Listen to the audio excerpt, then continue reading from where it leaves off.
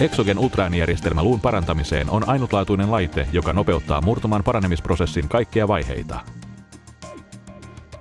Exogen aktivoi biologisen paranemisreaktion molekyylitasolla pienitehoisen pulssimaisen ultraäänen avulla. Katsomme, miten kehon luonnollinen luunkorjausprosessi tapahtuu, jotta ymmärrämme Exogenin vaikutuksen murtuman paranemiseen. Murtuman tapahtuessa kehon tulehdusreaktio saa aikaan soluvaelluksen vauriokohtaan sekä uusien verisolujen muodostumisen. Sen jälkeisessä pehmeän uudisluun vaiheessa sidekudosmatriksi korvaa kuolleen ja vahingoittuneen kudoksen. Murtumakohtaan muodostuu rustoa ja luuta kehittyy uudisluun reunoille. Kovan uudisluun vaiheessa tapahtuu pehmytkudoksen mineralisaatio ja murtumakohdan silloittuminen. Tässä vaiheessa murtuma parantuu. Lopulta parantuneen murtuman remodellaatio korvaa heikon trabekulaarisen luun vahvemmalla kortikaalisella luulla.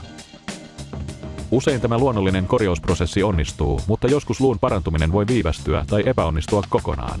Silloin Exogen on avuksi. Tason 1 kliiniset tutkimukset ovat osoittaneet, että Exogen nopeutti tuoreiden murtumien parantumista 38% ja sen todettiin parantaneen 86% luutumattomuustapauksista vain 20 minuutissa päivittäin.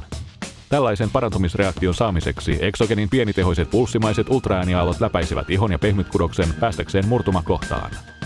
Kun Exogen-signaali saavuttaa solut, pintamolekyylit, joita kutsutaan integriineiksi, alkavat kasautua ja laukaisivat fytoskeletaalisia rakenteita. Näin aktivoidaan useita signaalivälitysreittejä, jotka ohjaavat uusien verisuonien muodostumista, kantasolujen erilaistumista kondrosyyteiksi ja osteoblasteiksi sekä mineralisaatiota, jotka kaikki ovat välttämättömiä luun korjaukselle. Katsotaan, miten Exogen toimii molekyylitasolla. Exogen lisää syklooksigenaasi 2 ilmentymistä murtumakohdassa. Syklooksigenaasi 2 tuottaa PGE2, joka ohjaa useita vaiheita murtuman korjausprosessissa. Exogen ultraääni lisää myös kasvutekijöitä, kuten VEGF, jotka edistävät uusien verisuonien muodostumista. Tällaiset tekijät saavat korjaussolut toimimaan ja lisäävät uusia soluja parantumisprosessia varten. Lisäämällä luun morfogeneettisten proteiinien ja muiden erityisten kasvutekijöiden määrää, Exogen-signaali stimuloi kondrosyyttien ja osteoblastien muodostumista ja auttaa nopeuttamaan luun muodostumista.